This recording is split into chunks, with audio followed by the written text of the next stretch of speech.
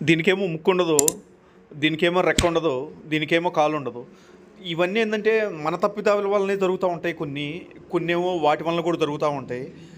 ఇలా జరిగినప్పుడల్లా కొద్దిగా మనసేందో బాధగా ఉండిద్ది. ఎందుకంటే ఇంత బాగా పెంచుకుంటా కూడా మధ్య మధ్యలో ఇలా అవుతా ఉంటాయి.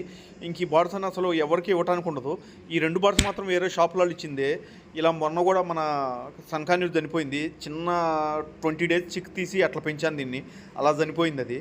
ఇలా జరగటం అనేది ఏందంటే కామన్‌గా ప్రతి ఫామ్‌లో జరుగుతా ఉంటాయి. నాదేదో పెద్ద ఫామ్ అని చెప్పట్లేదు. నాది చిన్న ఫామే. ఒక రూమ్‌లో పెట్టుకొని పెంచుకుంటా ఉంటాను.